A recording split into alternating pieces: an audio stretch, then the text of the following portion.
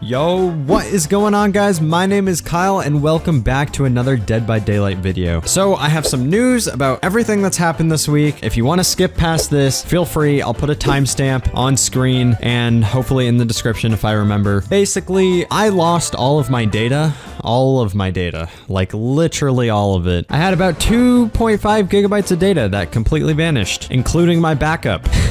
So unfortunately, I'm in the middle of recovering as much as possible to see if there's anything left. I have a little bit of hope that I can get some of it back, but I still have my old gaming laptop, so that's how I'm gonna record this video today. Unfortunately, I don't think it's powerful enough to actually run DBD and record at the same time or stream at the same time because it's like a 1060 or something. So I don't know when I'll be able to stream again or do gameplay videos. So that's why I'm doing a tier list video. A, you guys wanted to see it, and B, it's the only thing, it's like my only option right now. So I didn't want this whole data thing to prevent you guys from getting my content. So I'm gonna still try to get out videos. They might not be gameplay videos until I have everything fixed / recovered. But yeah, I don't know if I'll be able to get this out on Friday like I usually do. So if not, I might just save it until the next Friday and take like a little week break off because I've been super busy this week with school and with trying to recover these files and whatnot. So sorry about that. But I do give updates in my Discord server, so feel free to join that down below if you want to know what's going on with my channel. All right, with that out of the way, let's get into the tier list. So someone actually commented this on one of my previous videos. They told me to basically go over all of the offerings to see which ones were good and which ones you just shouldn't use. So I decided to do somewhat of a tier list of this. I split up the offerings into different categories in this video. So we're going to be talking about, you know, the different categories like blood point offerings, luck offerings, mist offerings, etc.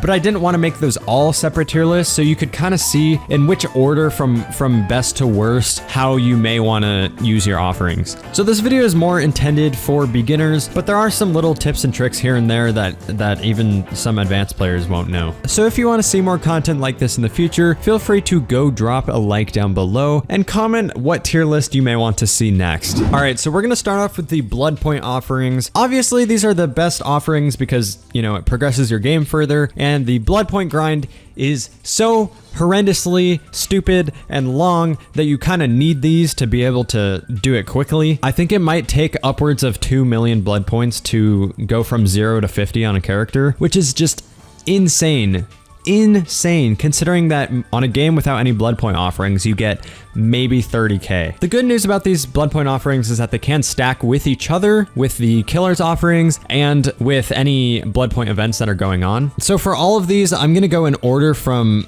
top left to bottom right, if that makes sense. So we're gonna start off with the Ghastly Gateau, which is 104% for all players in the trial, including the killer. These are no longer available, which kind of sucks, but when it was the 4th year anniversary event, you could get so many of these. Like I had probably 30 on most of my characters. It was insane. You got about 2 or 3 every blood web. And during that 4th year anniversary event, you had games where everyone was running the Gateaus, so you would get like 500% blood points per game. It was insane. Then we have Bloody Party Streamers, which are 100%. Same exact thing as the Gateau, just, you know, 4% less. They are much rarer though, but of course you can still get them now. And by the way, these aren't in any particular order with the columns. It's only the rows. So the ones in the green row are pretty much the same equal value. Then the Gruesome Gateau is 103%, which is also no longer available. Basically the same exact thing as the other two. And then there's the Bound Envelope. So this is good, but it's only 25% for all survivors, I believe. I don't know if it stacks on the killer, but I know for a fact that it's all survivors. So, you know, it's good because it helps everybody out, but it's still a lot less than Bloody Party Streamers and the cakes. And then we have the blood point offerings that only affect yourself. The Escape Cake is by far the best one, and you're going to want to use those when you have them. It's just like a Bloody Party Streamer, but for yourself. It gives you 100% bonus for all categories, so it basically doubles your blood points at the end of the match. The Fragrant Family of Flowers, which are the green ones,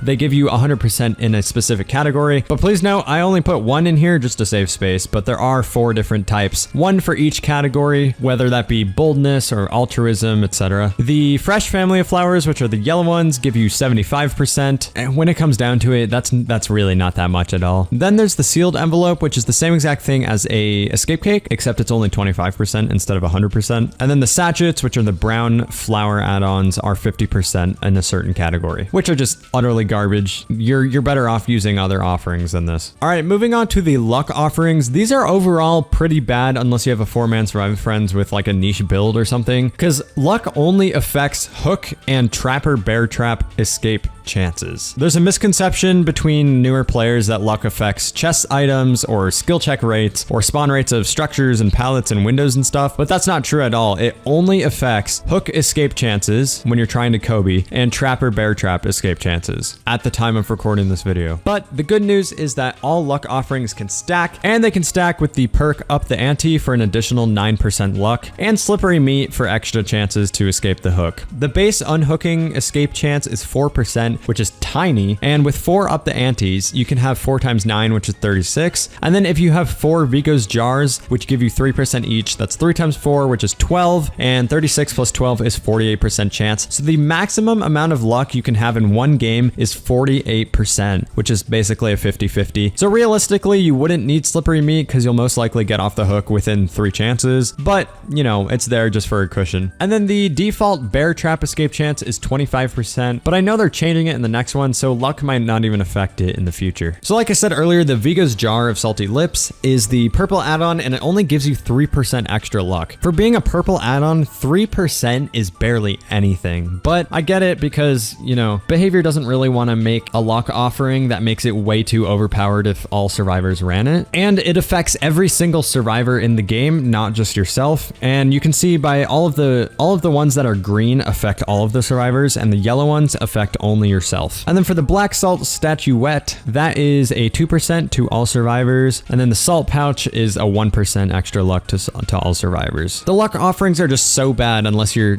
doing that niche build like I told you earlier. And then the ones that affect yourself, we have the Chalk Pouch, and then the Cream Chalk Pouch, and then the Ivory Chalk Pouch, which go in order from 1%, 2%, 3% from left to right. All right, moving on to the Mist offerings. These do absolutely nothing. Absolutely nothing. It's terrible. They're so bad. They're just so bad. The good thing is you can stack them. So you can have 4 players that use the same one and it'll stack, except even with every single player using a Murky Regent, the difference is barely noticeable. That's the purple one, by the way. Barely noticeable at all. It's terrible. They're practically worthless, and you should never use them ever. The Dark Mist is basically like fog that spawns around the map, except it spawns in like tiny chunks, so it doesn't make the map darker, it doesn't make it harder to see at all. It's so dumb. I don't even know why they exist. They should change them in the future. The Faint Regent gives a plus 25% Dark Mist, so it makes it thicker. The Clear Regent actually clears out 50% of the Dark Mist. The Hazy Regent adds 50%, and then the Murky Regent adds 75%. It really doesn't do anything for you, so I don't even know what to say for these. Just don't use them. All right, now we got the Blueprint add-ons. These are actually fairly new. They came out with the Blight, I believe, when the Blight was released. These are usually what I use if I run out of blood point offerings that are yellow and above, and when I run out of good map offerings, because these guarantee a specific spot for either the basement or the hatch. These also can be paired with keys and map offerings to make some cool plays, and they really make hatch situations way easier. But please note that the killer can actually see this offering as well, so if they were paying attention, then they'd know where the hatch is, but I kind of feel like most of them don't pay attention. The Annotated Blueprint is by far the best one. It spawns the hatch at Killer Shack, which is really good for key plays or just if you're the last person alive. Some maps like Larry's or Hawkins don't have a shack, so just be warned of that. Then there's Vigo's Blueprint, which you would think would have the same value as the Annotated Blueprint, but a lot of the main buildings can be like really, really big, so it's way harder to find the hatch versus Shack, which is just a little tiny structure. It has all the same advantages and disadvantages as the Annotated, but just with the additional disadvantage of you having to find the hatch. Then there are the 2 basement ones. There's the Torn Blueprint, which spawns basement in the main building, and the Bloodied Blueprint, which spawns it in the shack. These are fine. These are whatever. It makes the map a little more predictable. If you're bringing a map offering and you know it has a really good main building, then you might want to put the basement in shack so that you can loop around main building without the threat of the basement being there. Or if you're doing a specific build, like sometimes I've gone into a game with a Survive with Friends and we put on the Preschool preschool map. And with the new update, there's those 2 breakable doors in the preschool where you have to break one of them to get out to a hook. So if you spawn the basement in Shack, then it's no longer in the preschool. So if you go to the bottom of the preschool with boil over, the killer literally can't get out. They literally can't get out unless they broke one of the doors. So they can never hook you.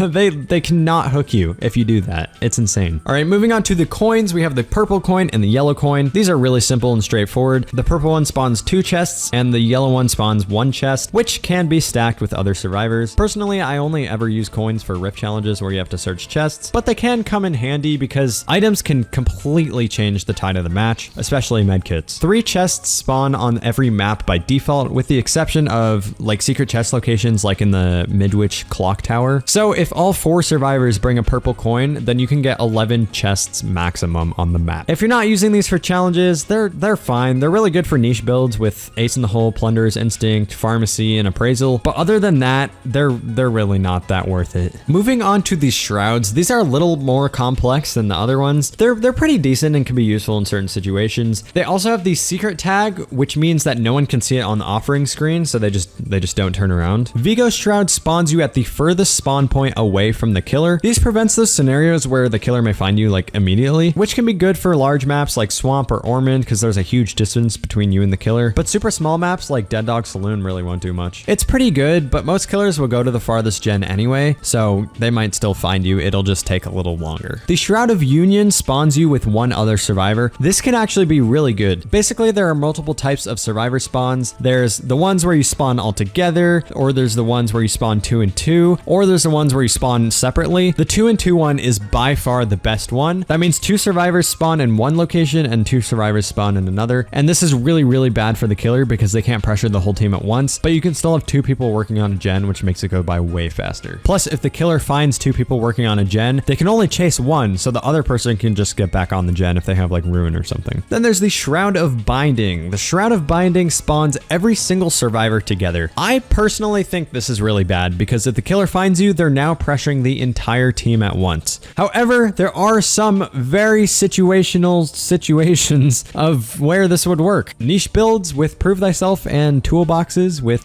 brand new parts and stuff is super fun. You can get a gen done in like 20 seconds if everyone runs these perks and you run the Shroud of Binding so everyone gets on a gen. And then it's sort of good because being near your teammates is generally a good idea for altruism, but you'd usually want to split up on gens for maximum pressure. So this offering kind of goes against that ideal, which could ruin the game, but it's really hit or miss, to be honest. I just wouldn't recommend running it. And then I had 2 offerings that didn't really have a specific category, so I'm just going to call this the miscellaneous category. So we'll start off with the White Ward, which is the little hand thing. It basically makes you keep your items and add-ons that you brought into the match unless you DC. So it doesn't matter if you die, you will still keep it. This is really good for high rarity items and add-ons like a purple flashlight with a green battery and a low amp, or like a brand new part on a good toolbox or something. But it really doesn't change gameplay that much, so it doesn't really compare to some of these other add-ons. It's definitely high up on the list because it's really useful to have a second purple flashlight or a second brand new part. It basically duplicates that item. And then there's the Petrified Oak, which is the purple little tree branch looking thing. And this quote unquote considerably increases the distance between hooks, but that is not significant at all. It only increases it by 1 extra meter. 1 meter.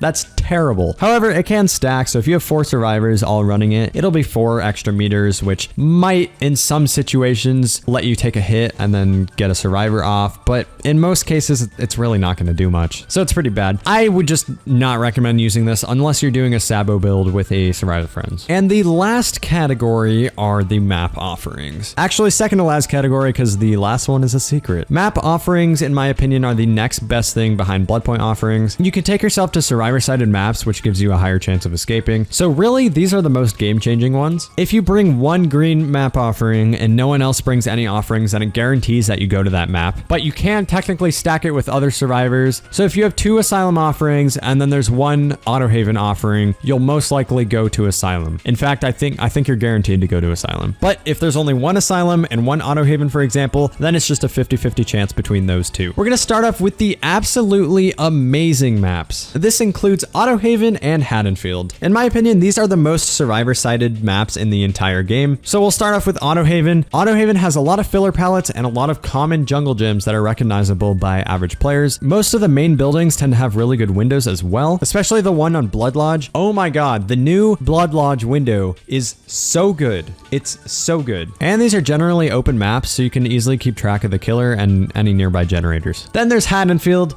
Oh my god, Haddonfield is, I think the most times I've ever DC'd as a killer is probably on this map. It is so survivor-sided, it's not even funny. It's literally so survivor-sided that half the killers are completely useless on this map. Killers like Blight, Billy, even like Bubba and Nurse are so useless on this map. Bubba and Nurse, not so much, but every house is so tiny and there's windows everywhere that you literally can't, you can't use any mobility killers like Blight and Billy because you'll just hit the walls. And then for Bubba and Nurse, you have to be so precise with your ability to be able to hit them and to go around the stupid, terrible hitboxes that are in this game. Ugh, it's just awful. It's 100% the most survivor-sided map in the entire game. We have 3 buildings that are all so good, and then a bunch of other buildings that are also very good. So there's the house with the downstairs area, which people like to call the House of Pain, which is literally so good that it's an infinite on Huntresses if you run it correctly. It's an infinite on Huntresses if you run it correctly. That is insane. Plus it has a god pallet in the downstairs area, so it's literally so safe. It's insane. Then there's the main building, which is the blue house with the basement, and it has a chance of spawning a god window at the top of the basement stairs, which is almost an infinite, not really, but it forces the killer to vault it, and you can just run around and run back to it. So it's really good. It'll waste a ton of killer's time there. So if you're ever playing killer and you see someone taking this god loop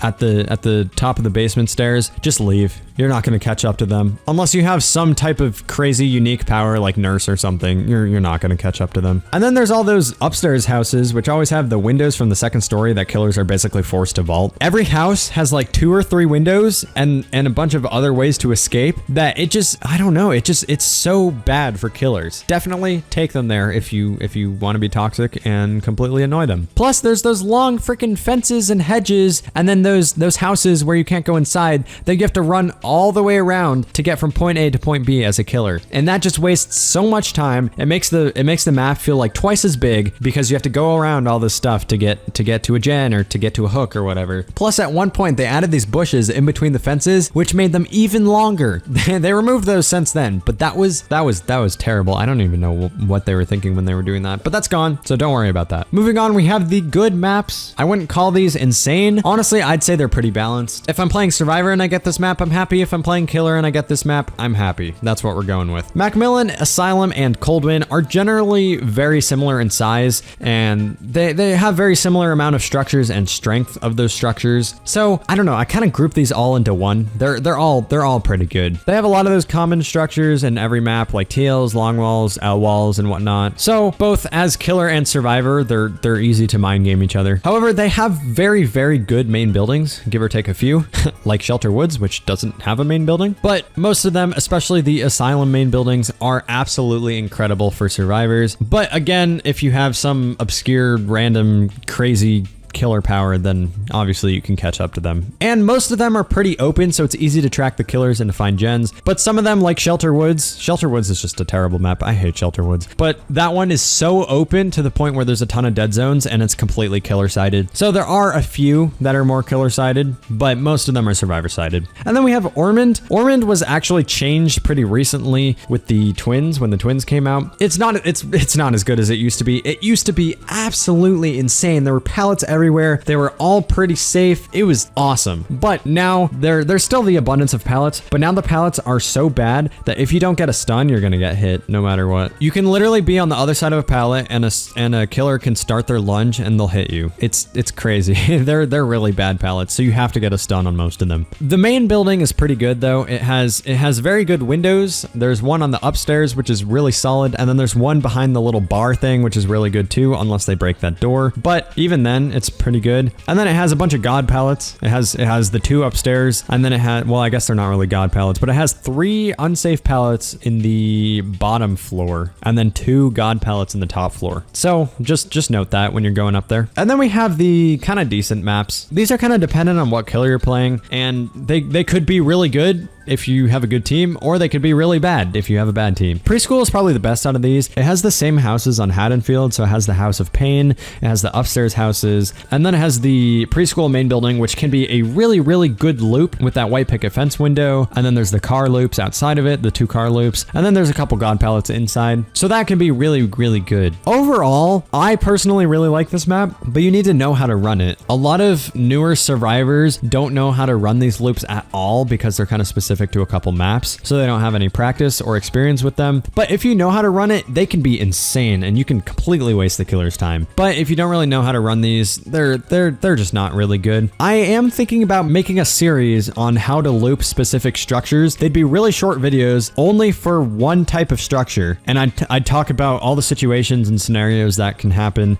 and what you should do. I think that'd be kind of cool, so I might do that in the future. So be sure you subscribe and turn on those post notifications so you don't miss out on that. Moving on, we have Yamoka. Yamoka mostly has the same structures as normal maps like Autohaven and Asylum and whatnot. There is 1 or 2 structures, I believe, that are completely unique to Yamoka and Ormond. These are the structures that are like super weird and no one ever talks about them. There's the one that's like it's like a Z wall that's surrounded by a bunch of walls. It has a window in a Z wall type thing and then a pallet. I don't even know what to call it. It's super weird. And then the other one, I can't even describe it. You'll just have to play for yourself and see what I mean. It has some pretty good windows on the main buildings. I think the windows on the estate map are much better than the ones on the temple map, just because, you know, you have more distance in between the killer and you to be able to get away. But still, they're both pretty good. The temple map has the window on the stairs, the little side stairs, which the killer can't catch up to unless they, you know, cut you off. But you should recognize that before you take the vault. Otherwise, they're not bad maps. They're really dark and they have a lot of foliage. So A, if you have a bad computer, you're not going to be able to run this map. And B, it's really hard to see. So that's kind of annoying. Moving on to Swamp. Swamp is a very hit or miss map for people. It has some really, really strong loops, but it's so big that it has a lot of dead zones. But you know, having a big sized map is actually worse for killers than it is for survivors because they can't pressure gens very quickly. But on Swamp, there's a bunch of new structures that I'm still getting used to. But I know on the Pale Rose, which is the one with the 2 boats, the main boat, the big giant boat with all the crows on it that fly away when you go near it, that has some really, really strong windows and like 2 or 3 god pallets. That's really, really good. And then it has the dock, the little dock thing with a couple windows underneath it and a couple pallets. There is one structure on this map at the base of the dock that's literally a long wall jungle gym and an L wall jungle gym combined. It has a pallet and 2 windows. It's insane. I mean, granted, it's a little smaller, but it's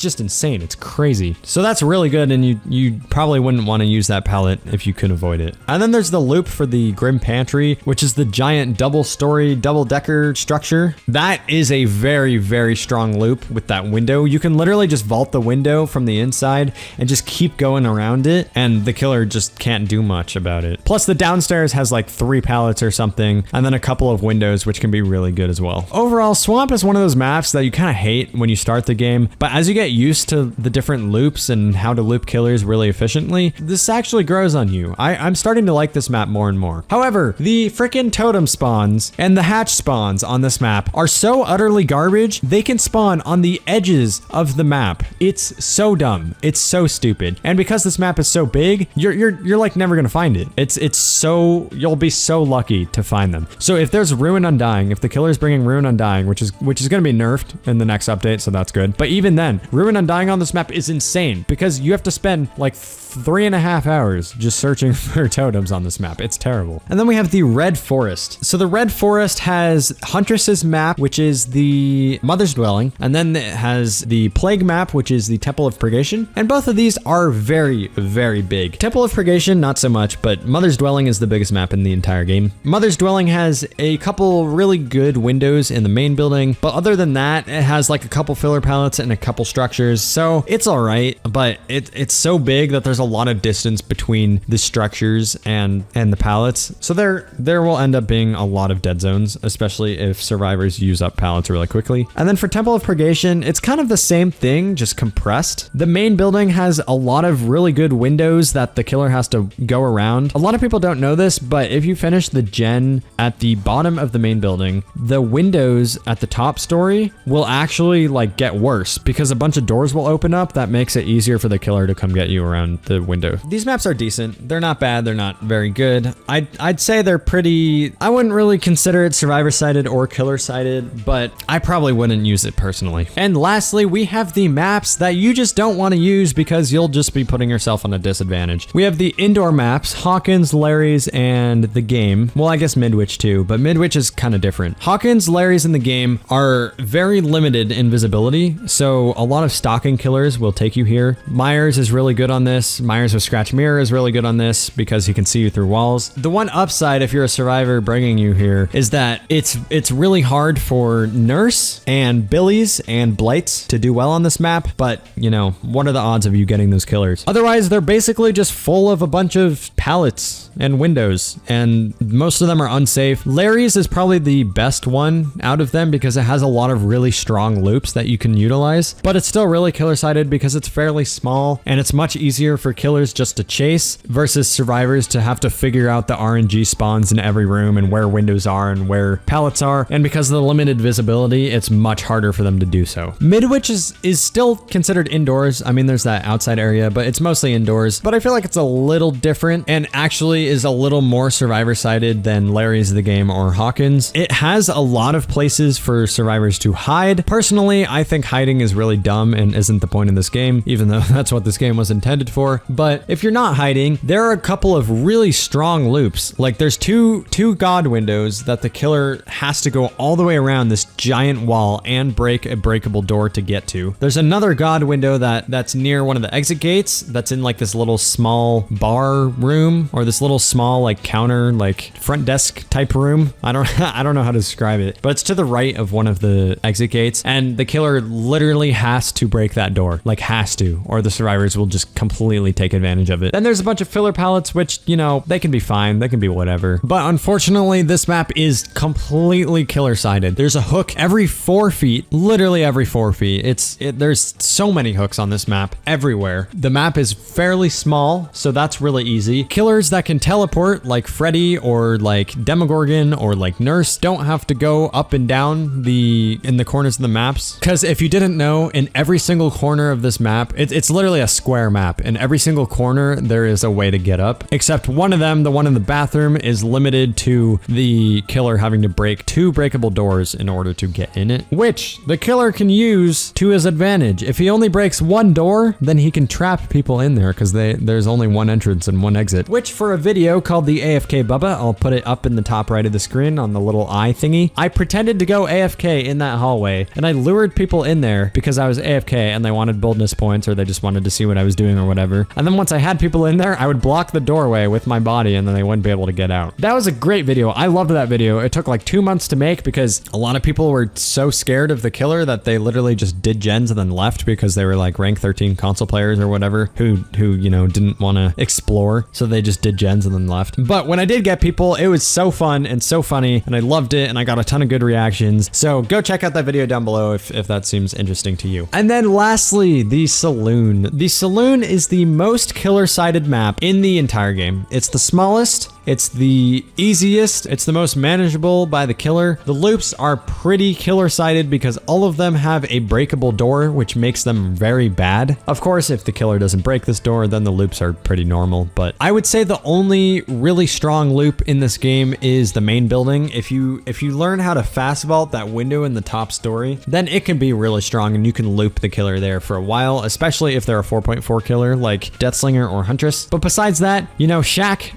can even be made really weak because of that breakable door. And then there's TLs, which can be made even weaker. There's all of the structures have a breakable door. So looping really isn't an option in this map. There are a bunch of filler pallets, which kind of helps, but a lot of the filler pallets are unsafe or generally unsafe. So it's just so good for killers, like so good. And lastly, the secret category that I am going to be talking about in this video is the delete from the game category because they're completely useless. And it has one offering, the sacrificial ward. That it just shouldn't exist. It's so stupid. It's so pointless. It's so useless. It's not going to do anything for you. It's just terrible. On paper, sure, it sounds okay, but in practice, no, it's just awful. It prevents any map offering from working, which 90% of the time, there won't be a map offering in the first place. And for that 10% of the time where there will be, it'll be a good map offering because it's usually the survivors taking you to a map. So removing the map offering could give you a bad map and then it'd actually work in the killer's favor. So that's just so dumb. It doesn't help you at all. The only time I could really see this working is if the killer was like a Scratch Mirror Myers or like a Hag or something and they brought you to Hawkins. But the odds of that happening are slim to none. You'll maybe run into that like 1 every 100 games. So it's just such a waste. It's such a waste of space. Just delete it. Just delete it from the game. Well, that's gonna wrap it up for today's video. I'm hoping I can get it out by Friday so I don't miss a week because of my data recovery stuff that I talked about earlier in this video. For those of you who didn't stick around for that, I lost all my data, so I basically had to restart from nothing. If you did enjoy it, feel free to go do all that YouTube stuff, you know, like, comment, subscribe, turn on those post notification bells, go on the links in the description, join my Discord, follow my Twitter, you know, all that amazing stuff. And I stream on Twitch every Tuesday and Saturday. However, I don't know when I'll be able to stream again because my PC is still recovering data. So hopefully I can get that back up within a week or 2 or a month. Hopefully it doesn't take that long. I really doubt it'll take that long, but it's taken about 2 or 3 days of recovering data and we're still kind of in the middle of it. So it'll probably take like a week or 2. Anyway, I hope you all enjoyed the video and I think that's all I have to say. So hopefully I helped with letting you know what offerings to use and what offerings not to use. And yeah, that's about it. So I will see you all in the next one. Peace.